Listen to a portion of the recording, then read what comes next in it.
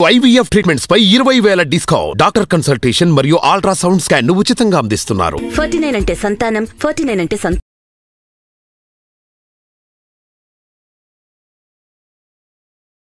TV presents అందమైన జీవితం.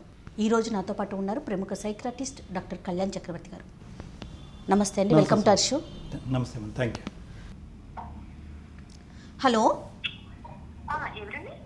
స్వాతి గారండి మాట్లాడేది? అవునండి, నేను సుమన్ టీవీ నుంచి మాట్లాడుతున్నానండి, అందమైన జీవితం నుంచి.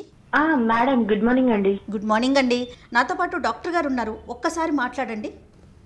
Okay madam. యా, కళ్యాణ్ గారు. అమ్మా స్వాతి, నమస్తే అమ్మా. సార్ నమస్కారం అండి. నమస్తే అమ్మా. నమస్తే అమ్మా, చెప్పు తల్లి, మీ సమస్య ఏంటో చెప్పండి అమ్మా. నాకు పెళ్ళి 5 సంవత్సరాలు అవుతుంది సార్. మా బాబుకి వచ్చేసి 2 years అండి. అసలు ఎంత అంటే ఇంట్లో అంత సమస్య తట్టుకోలేకపోతున్నాను సార్ నేను అసలు ఇక్కడ సమస్యల్ని. ఒకదాన్ని మించి ఒకటి, ఏది చేసినా తప్పు, ఏది మాట్లాడినా తప్పు. ఏదో పెళ్లి చేసుకొని ఇంట్లోకి తీసుకొచ్చారా అంటే తీసుకొచ్చారు, అంతవరకే. పెళ్ళైన 2 నెలలు మాత్రం చాలా బాగా చూసుకున్నారు సార్. బాగా అంటే కొత్తగా వచ్చిన అమ్మాయి అని చెప్పి చూసుకున్నారు. 3వ నెల నుంచి అసలు ఇంట్లో పని మనిషి కంటే దారుణంగా అయిపోయింది సార్ నా పరిస్థితి. బయటికి వెళ్ళలేను, ఇంట్లోనే కనీసం ఒక హాల్లో కూర్చొని నేను టీవీ కూడా పెట్టుకుని చూడలేని పరిస్థితిలో ఉన్నాను సార్ నేను. ఎంతసేపు వంట చేశానా, వాళ్ళకు పెట్టానా, నా రూమ్ లో నేను ఉన్నానా, మా అమ్మ నాన్న చూసుకున్నా, నా బాబుని చూసుకున్నావా అంటాడు తప్పించి నా గురించి ఒక్క సెకండ్ కూడా ఆలోచించాడు సార్. కనీసం ఇన్ని రోజులు అవుతుంది, పెళ్ళి 5 సంవత్సరాలు అవుతుంది, ఏ ఒక్క రోజు నన్ను తిన్నావా అని కూడా అడగడు సార్. అత్తయ్య కానీ, మామయ్య కానీ, మా ఆయన కానీ అసలు ఏ ఒక్క రోజు కూడా నన్ను ఏంటి, ఎందుకు ఇలా ఉంటున్నావని కూడా అడగరు. ఎంతసేపు వాళ్ళకు చేసి పెడుతున్నానా, నాకు ఈ టిఫినా ఆ టిఫినా అంటారు తప్పించి నాకంటూ ఒక మనసు ఉందని, దానికంటూ ఒక రెస్పెక్ట్ ఉందని ఆలోచించారు సార్. స్వాతి, ఒక్క నిమిషం అండి. ఈ విషయం మీరు ఎప్పుడైనా అంటే మీరు నాతో ఫ్రీగా ఉండట్లేదు, నేను ఇబ్బంది పడుతున్నాను అనే విషయాన్ని ఎప్పుడైనా ఎక్స్ప్రెస్ చేశారా? మేడం అసలు నాతోనే మాట్లాడారు మేడం. కనీసం నేను భోజనం పెట్టేటప్పుడు నువ్వు భోజనం చేసావా అని కూడా నాతో అడగడు మేడం. నాతో మాట్లాడు. ఇంకా నేను ఏం చెప్తాను మేడం అతనికి? బాధపడకండి స్వాతి, బాధపడకండి. మీరేం చదువుకున్నారు స్వాతి? మేడం నేను ఎంకామ్ కంప్లీట్ చేశాను మేడం. నాకంటే ఒక సెల్ఫ్ రెస్పెక్ట్ లేదా మేడం? అమ్మ కాదు స్వాతి, అమ్మ ఐఎమ్ సారీ అమ్మ. ఇప్పుడు నీ వయసు ఎంత అమ్మా స్వాతి? నా వయసు ఇప్పుడు 32 సంవత్సరాలు సార్. 32. ఓకే. నీ పాప వయసు ఎంతమ్మా? బాబు అండి. బాబు, సారీ. బాబుకి వచ్చి 2 సంవత్సరాలు sir. I don't want to minimise, అంటే నీ యొక్క సమస్యని మినిమైజ్ చేసేటటువంటి ఉద్దేశం నాది కాదమ్మా. కానీ నేనేమంటున్నానంటే, అంటే నీ భర్త అంత కఠినంగా వ్యవహరించడానికి నీలో ఏమన్నా ఒక లోపం ఉండుండొచ్చా? నువ్వు ఏదన్నా ఒక విధంగా కారణమై ఉండొచ్చా? లేదు సార్, నేను ఏ తప్పు చేయలేదు సార్. కాకపోతే తన ఉద్దేశం ఏంటి అంటే, ఎంతసేపు భార్య అంటే బానిస అన్నట్టు ఊహించుకుంటాడు సార్. ఇంట్లోనే ఉండాలి, బయటికి వెళ్ళొద్దు, 4 గోడల మధ్యలోనే ఉండాలి అని తను ఆలోచిస్తాడు సార్. హింస పెట్టేటటువంటి దగ్గర చేయి చేసుకోవటం గానీ, మాటలు అంటం గానీ ఏమైనా ఉందమ్మా? సార్ అసలు అలా కొట్టినా ఆ దెబ్బ 2 రోజులకు మానిపోతుందేమో కానీ సార్, మనసు మీద చేసే ప్రవర్తన, మనసు మాట్లాడే మాటలు తట్టుకోలేకపోతున్నాను సార్. దెబ్బ కొడితేనన్నా అది మానిపోతుందేమో అని నేను ఊరుకునేదాన్ని. అలా కూడా కాదు సార్, మౌనంగా ఉంటూ నన్ను ఏడిపించుకుంటూ, ఏంటి సార్ అట్లీస్ట్ సార్ మొన్న ఒక్క 2 రోజుల క్రితము కింద అపార్ట్మెంట్ లో ఒక చీరలు అమ్మాయి ఆవిడ వస్తే చీరలు తెచ్చుకున్నాను సార్ వెళ్ళి. దాని గురించి ఎంత గొడవ చేశారంటే మా అత్తయ్య గారు, ఎలా కొంటావు, నాకు చెప్పవా, చెప్పి వెళ్ళవా, కిందే కదా అత్తయ్య, ఎందుకు కిందైనా సరే నాకు చెప్పి వెళ్ళాలి, నువ్వు నాకు చేసి వెళ్ళాలి అని అన్నారు. అసలు ఇంకా చీర చూస్తేనే అమ్మో నాకు వద్దు చీర అని అనిపిస్తుంది, భయం వేస్తుంది సార్.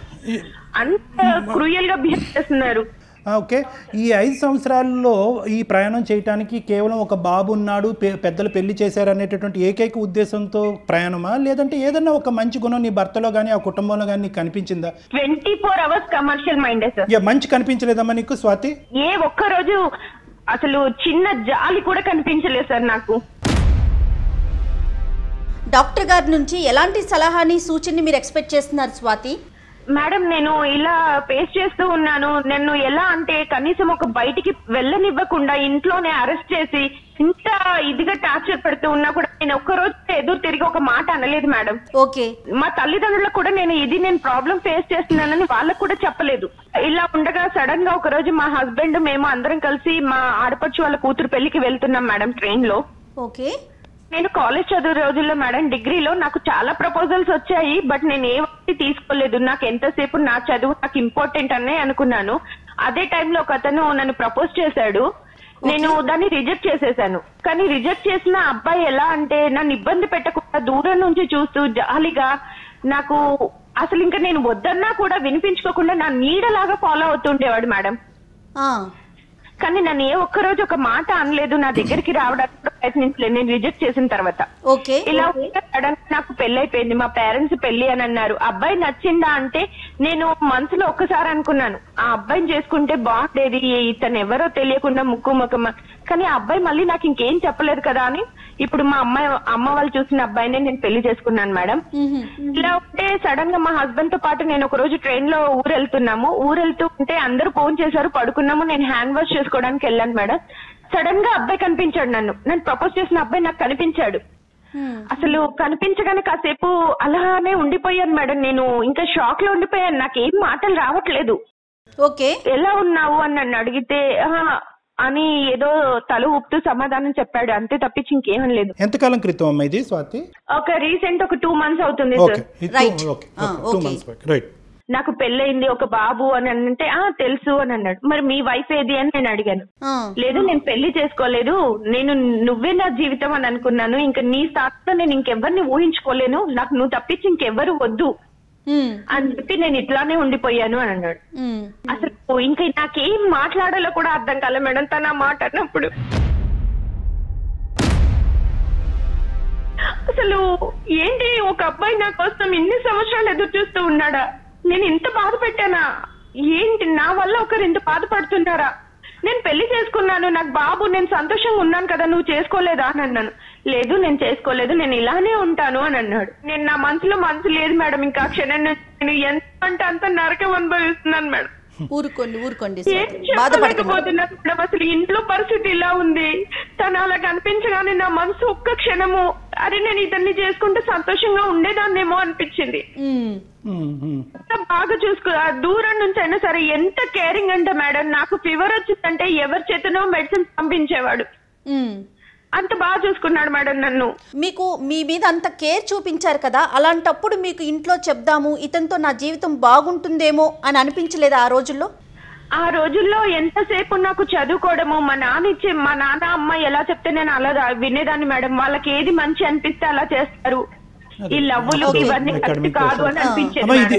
ఈ 2 నెలలు బట్టి నీ మనసులో అతను మళ్ళీ మెదులుతున్నాడు అనేటటువంటి అంశం నీ భర్తకి ఏ కోసానన్నా అర్థమైందమ్మా? తెలిసిందా అతనికి ఏమన్నా? నీకు పాస్ట్ లవరు లేదు, తెలీదు ఏంటి అని కూడా పట్టించుకోడు సార్ తను అసలు.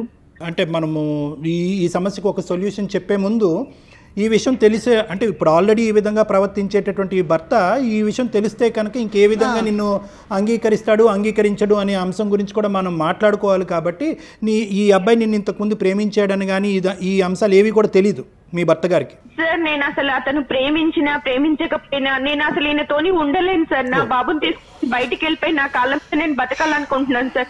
ఇలాంటి జీవితం నాకు వద్దు సార్, ఉన్నదే ఒక్క జీవితం, ఆ జీవితం కూడా సంతోషం లేకుండా 5 సంవత్సరాల టైం నేను వృధా చేస్తున్నాను.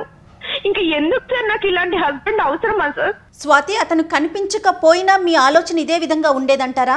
Yes madam, yes. నేను ఇంకా అదే డిసిషన్ కి వచ్చేసాను మేడం. నేను తింటూ ఉండలేను, నా బాబు తీసుకొని నేను బయటికి వెళ్ళిపోయి నేను ఏదో జాబ్ చేసుకుంటే నా అబ్బాయి కోసమే నేను బతుకుతాను మేడం. ఇంకా తను వద్దు, నా వల్ల అవ్వట్లేదు మేడం ఇంకా భరించడం.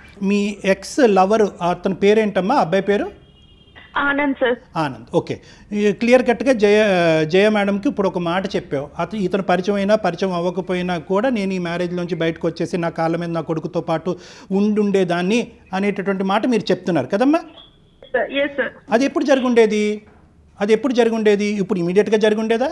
ఒక 5 సంవత్సరాల తర్వాత జరుగుండేదా? ఒక 10 సంవత్సరాల తర్వాత జరుగుండేదా? ఆల్రెడీ ఈ ఆలోచన నువ్వు ట్రైన్ ఎక్కక ముందే వచ్చిందా, లేదంటే ట్రైన్ ఎక్కి దిగిన తర్వాత వచ్చిందా?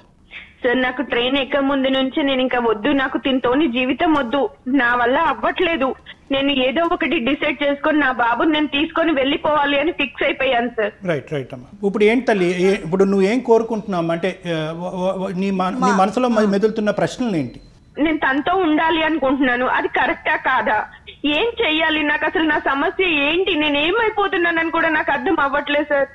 ఏదో ఒక సొల్యూషన్ మీకు చెప్పండి, నేను చేసేది కరెక్టా కాదా, నాకు ఎలా ఉండాలి, ఏంటి, బయట ప్రపంచం ఇలా ఉంది.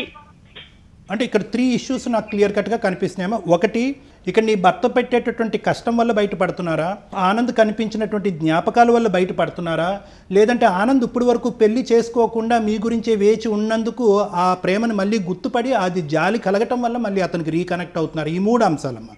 This is the first aspect that we have to clear. ఎందుకంటే ఈ ఇష్యూలో మీరు ఇరుక్కుపోవటం వల్ల ఒక విధమైనటువంటి ఒక మానసిక ఒత్తిడిలోకి లోన్ అవటం వల్ల దీనికి అనుభవిస్తున్నాను సార్.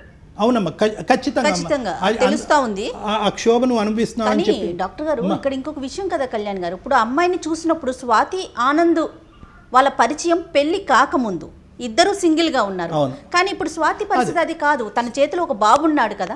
షూర్ మ్యామ్, నేను ఆ విషయంలో కాన్ఫిడెన్స్ ఇస్తాను మేడం. ఎందుకంటే నేను చూసినప్పటి నుంచి ఎన్నో అనాథ మంది పిల్లలకి చాలా మంది చాలా బాగా చూసుకునేవాడు మేడం.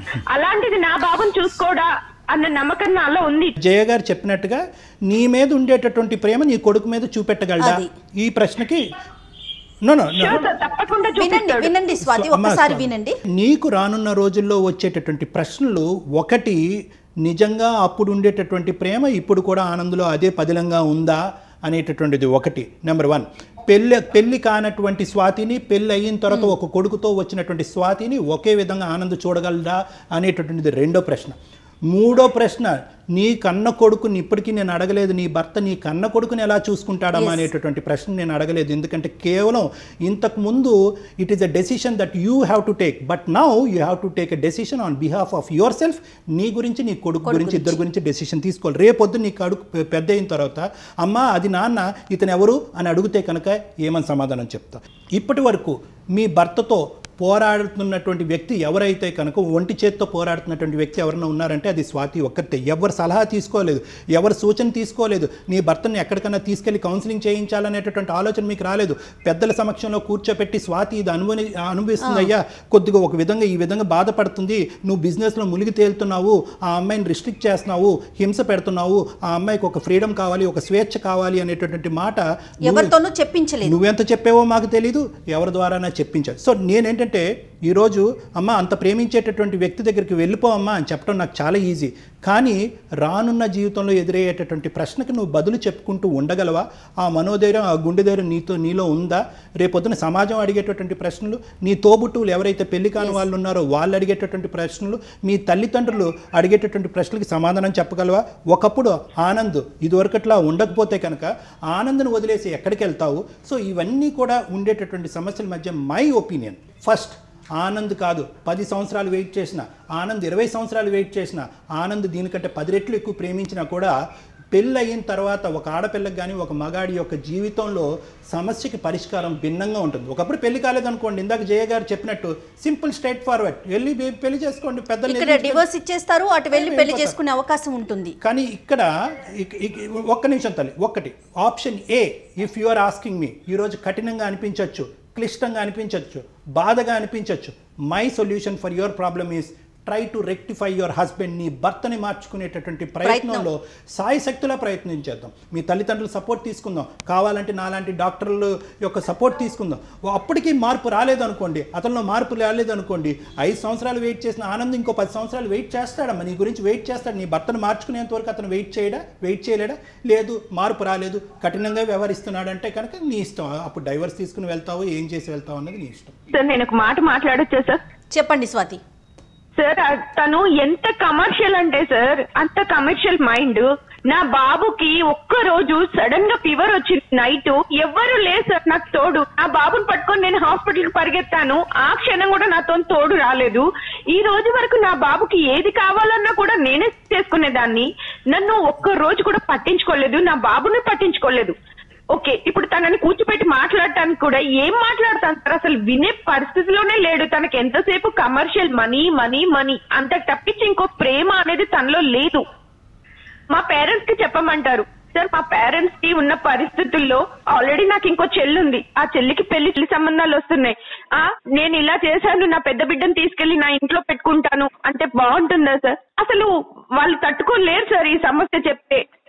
ఇంత ఫేస్ చేస్తున్నప్పుడు నేను తన దగ్గర బతకడం అవసరమా సార్? నేను ఇంకా తనకి కౌన్సిలింగ్ ఇప్పించినా తను మారుతాడన్న నమ్మకం నాలో లేదు సార్. స్వాతిని సరిగ్గా చూసుకోవట్లేదు, తన బిడ్డను కూడా అతనేమి కేరింగ్ గా చూసుకోవట్లేదని అర్థమవుతోంది డాక్టర్ గారు. నువ్వు వెళ్ళి ఒంటరిగా ఉండాలి అని అనుకుంటే కనుక దట్స్ ఎ డిఫరెంట్ స్టోరీ.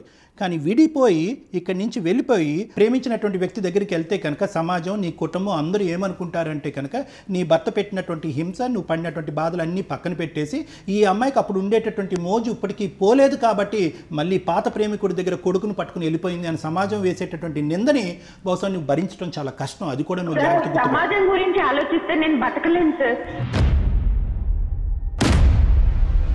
ఇలాంటి బతకడం అవసరమా అనిపిస్తుంది సార్. ఇంకా తనకి డైవర్స్ ఇచ్చి నేను ఇంకా తన దగ్గర ఉండలేను. నా బాబుని తీసుకుని నేను ఇక్కడ దూరంగా వెళ్ళిపోయి బతకాలనుకుంటున్నాను సార్. అది ఆనంద్తో అని నేను అనుకోవట్లేదు, నేను దూరంగా ఉండాలి అనుకున్నాను అంతే. నాకు ఆనంద్ ఇలా కనిపించడంతో నాకు సరే నా గురించి ఇంత వెయిట్ చేస్తున్నాడు, నన్ను బాగా చూసుకుంటాడు అన్న నమ్మకం నాకు ఉంది సార్. ఈ రోజు వరకు తను పెళ్లి చేసుకోకుండా ఉన్నాడు అంటే నా కోసమే కదా సార్. స్వాతి, నేను చెప్పే జాగ్రత్తగా ఆలోచించమ్మా. ఈ వేదికకి మీ భర్త ఎక్కువ, నీ పెళ్లి ఎక్కువ, నువ్వు తక్కువ అనేది ఏమీ కాదు. We are neutral to everything. కానీ నేనేమంటున్నానంటే ఒక సైంటిఫిక్ సొల్యూషన్ కన్సిడర్ చేద్దాం. సమాజంలో ఉండేటటువంటి కొన్ని విలువల్ని కాసేపు ఆలోచిద్దాం. నీకు 32 years, నువ్వు ఇంకా చిన్నదానివి, బోల్డ్ అంత భవిష్యత్తు ఉంది, నీ కొడుకు భవిష్యత్తు కూడా నీ చేతుల్లో ఉంది. కాబట్టి నేనేమంటున్నానంటే ఖచ్చితంగా ఇదే నా నిర్ణయం, నేను బయటకు వెళ్ళి విడిపోయి ఉంటాను అంటే కనుక నేనేమంటానంటే ఆ నిర్ణయం మీద ఉండు, మేము కాదనట్లేదు. కానీ ఇప్పుడు కాదు, ఇప్పుడు వరకు వెయిట్ చేసినటువంటి నీ ఇష్యూని ఫస్ట్ టైం ఒక వేదిక మీద తీసుకొచ్చావు, ఒక కుటుంబం ఎదుర్కొంటే తీసుకొచ్చావు, నీ తల్లిదండ్రులకి ఎదుర్కొంటే చెప్పచ్చు. ఖచ్చితంగా చెప్పాలమ్మా, ఎన్ని సమస్యలు ఉన్నా కూడా తల్లిదండ్రులు తీర్చలేనటువంటి బాధ అంటూ ఏది లేదు. కాబట్టి ఖచ్చితంగా నీ తల్లిదండ్రులకి చెప్పాలి. ఇతని నుంచి నీకు వచ్చేటటువంటి హింస, బాధ ఏంటి అన్నది చెప్పుకోవాలి. దానికి సంబంధించినటువంటి పరిష్కారం నీ తలకి తట్టకపోతే కనుక వాళ్ళ తలకి తట్టేటటువంటి అవకాశం ఉంది. కాబట్టి అప్పటికీ కావాలంటే మా లాంటి వ్యక్తులు ముందుకొచ్చి కౌన్సిలింగ్ చేయడానికి మేము రెడీగా ఉన్నాం. ఇవన్నీ పరిష్కారాలు వెతికిన తర్వాత అప్పటికీ అవ్వకపోతే కనుక your door is still open, నీ తలుపు ఇంకా తెరిచే ఉంది. నువ్వు కావాలంటే డివోర్స్ తీసుకుని నీ కొడుకుతో పాటు వెళ్ళిపో, తర్వాత ఆనందం చేసుకుంటావో XYZ నువ్వు చేసుకుంటావు అనేది దట్స్ ఎ డిఫరెంట్ స్టోరీ. మీ కాళ్ళ మీద మీకు నిలబడే ధైర్యం కనుక ఉంటే ఇప్పుడు డాక్టర్ గారు చెప్పిన పాయింట్స్ అన్ని ఒక్కసారి ఆలోచించుకోండి స్వాతి. డెఫినెట్గా నేను అన్నట్టుగా మీ కాళ్ళ మీద మీరు నిలబడగలరు. ఆ ధైర్యం కనుక మీకు ఉంటే నిర్ణయం తీసుకోవచ్చు. అంతే కదండి కళ్యాణ్ గారు? అంతే. ఎస్ మేడం, నా కాళ్ళ మీద నేను బతకాలనుకుంటున్నాను. నాకు తనతో జీవితం వద్దు మేడం. గుడ్ లక్ అమ్మా. వి ఆల్వేస్ ఎంకరేజ్ అమ్మా. ప్రతి ఆడపిల్ల తన కాళ్ళ మీద తను నిలబడాలి, తన జీవితం, తన భవిష్యత్తు, ఆర్థికంగా ఒక వ్యక్తి, ఒక ఇండివిజువాలిటీ తనకు ఉండాలి అనేటటువంటిదే మా ఉద్దేశం కూడా అమ్మా. కానీ but it should not be at the cost of bigger problems. ఒక పెద్ద ప్రాబ్లంను కొని తెచ్చుకుంటూ నీ కాళ్ళ మీద నిలబట్టడం అనేది కాదు, రెండూ జరగాలి. కాబట్టి జాగ్రత్తగా ఆలోచించుకోమని, నీకు అవసరం ఉంటే కనుక మేము ఎప్పుడు రెడీగానే ఉన్నాం నీకు హెల్ప్ చేయడానికి. జీవితం చాలా అందమైంది స్వాతి, ఆ విషయాన్ని దృష్టిలో పెట్టుకోండి. అందమైన జీవితం వైపు అడుగులు వేయండి. Thank you so much ma'am. Thank you అమ్మా. గుడ్ లక్ అమ్మా. All the best. సుమన్ టీవీలో మీ పర్సనల్ అండ్ బిజినెస్ ప్రమోషన్స్ కోసం కింది నెంబర్కి కాంటాక్ట్ చేయండి.